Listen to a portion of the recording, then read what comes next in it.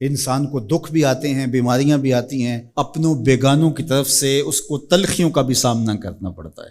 تو اس موقع پر آپ کی زبان کوئی ایسا جملہ نہ کہے جو اللہ کی ناراضگی کا سبب ہو۔ غم تو پہنچتا ہے اور غم سے انسان متاثر بھی ہوتا ہے، یہ تو نہیں ہے کہ ایک تکلیف پہنچے۔ غالب نے کہا تھا روئیں گے ہم ہزار بار کوئی ہمیں ستائے کیوں۔ تو جب سینے میں دل ہے تو کوئی دکھ دے گا تو دکھی ہوگا، دل بے چین ہوگا۔ تو فرمایا کہ جب تکلیف پہنچے تو مدد کس سے طلب کرو؟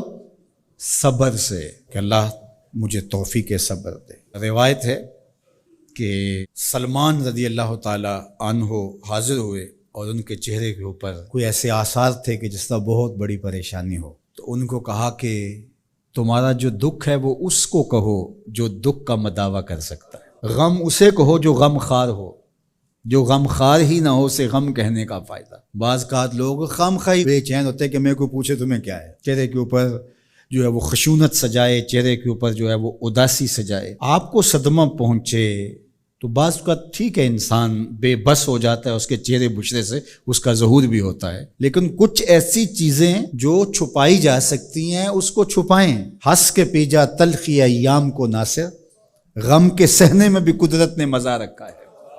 غم برداشت کریں، اندر اتار لیں، اس کو، اس کا اجر رکھا گیا ہے، اس کا صلہ بتایا گیا ہے۔ تو ہر چھوٹی چھوٹی بات کو لوگوں سے شیئر کرنا یہ نہیں ٹھیک ہے، کبھی آپ کوئی ایسی بات ہو آپ کر بھی سکتے ہیں، لیکن ہر وقت جو ہے وہ اکتائے ہوئے رہنا اور میں پریشان ہوں، میں پریشان ہوں، میں دکھی ہوں، میں دکھی ہوں، تو کیا وہ دکھ ختم ہو جائے گا؟ لوگ مہندی سجائیں گے تیرے لہو سے، لوگ مہندی سجائیں گے تیرے لہو سے، زخم دل کے نہ دکھاؤ کسی کو۔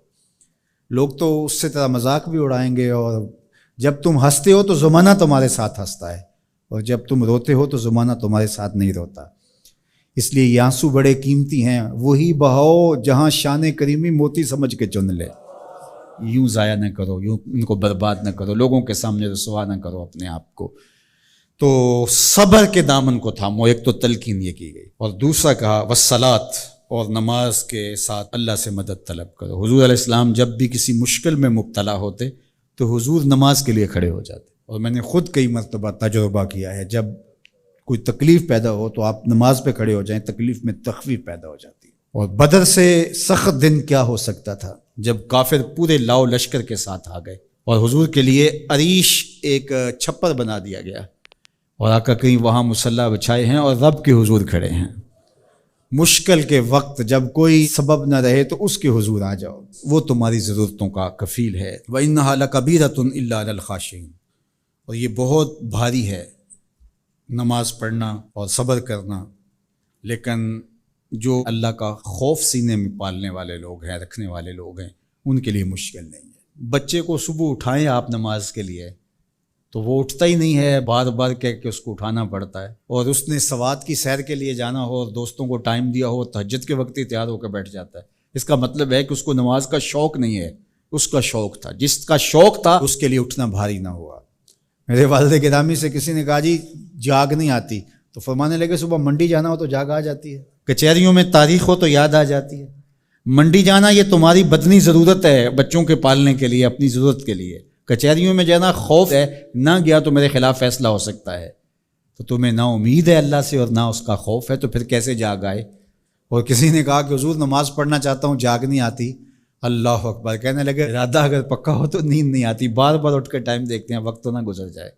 اللہ اکبر۔ تو فرمایا یہ بھاری ہے لیکن خاشعین کے لیے بھاری نہیں ہے، خشیت خدا سینے میں نہیں ہے، اللہ کا خوف سینے میں نہیں ہے، تو واقعی صبح کا اٹھنا بہت زیادہ بھاری ہے، بہت زیادہ مشکل ہے، لیکن جو خشیت والے ہیں ان کے لیے مشکل نہیں ہے۔ یہ مان لیا کہ صبح کا اٹھنا، سحری کا اٹھنا نفس پہ شاک ہے، لیکن اگر کسی کی زندگی کی لذت اس میں رکھ دی گئی ہو، اللہ اکبر، تو پھر اس کے لیے مشکل تو نہیں ہوگا۔ راہ خدا میں تکلیف اٹھانا مشکل صحیح، لیکن زندگی کا سرور اس میں رکھ دیا گیا ہو۔ وہ مزہ دیا تڑپ نے میری آرزو ہے یا رب، میرے دونوں پہلوؤں میں دل بے قرار ہوتا۔